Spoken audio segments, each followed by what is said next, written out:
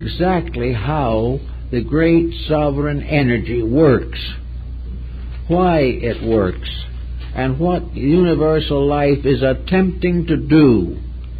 If science would give this more thought and could find out just even a little more about what the purpose of things is, and get over the idea that man has been hopelessly isolated and must find out everything for himself, and must build a world according to his own desires in a universe ruled by immutable law which can never be broken.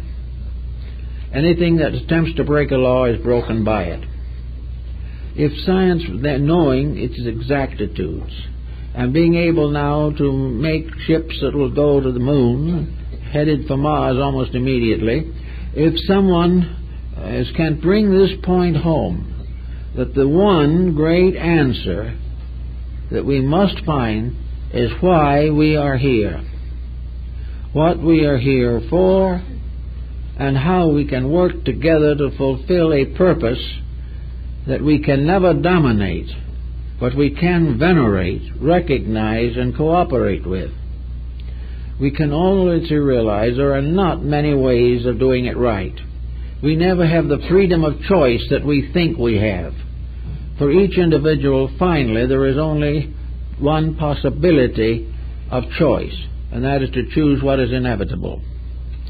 This understanding can also begin to work in our lives. We can get over a lot of the pressures of family, a lot of the inconsistencies and inharmonies of daily existence, if we try to the best of our ability to live according to the life within us. And this life says, this is only one, and all others have it. When we speak of another, we are speaking of another self. We are speaking of ourselves. I remember the little story from Japan when I was there, talked to a Japanese, and we saw two men bowing frantically to each other in the lobby. And the friend, Miss Me, says, you know, this man, that man over there is bowing, is a nice fellow. And this other man he's bowing to is a rogue. Why should a good man bow to a rogue? Well, my friend said there were two reasons. First, this man is a rogue, but behind that rogue is God, regardless of what he does. Because if God wasn't there, he'd drop dead in his tracks. Therefore, there is a divinity in him, and this is respected even if his conduct is not. And he says there's a second reason also. Bowing is good for the stomach. So the least you get out of it is a little help. And with a little help like that, we can go a great way.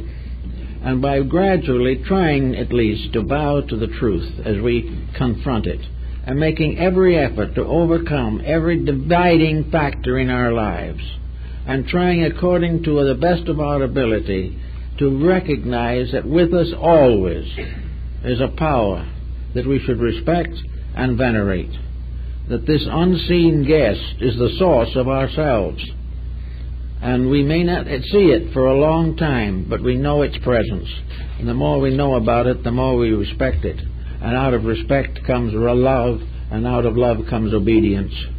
So if we all work it out the best we can, the universal transmutation will take place. Well, that's it, folks.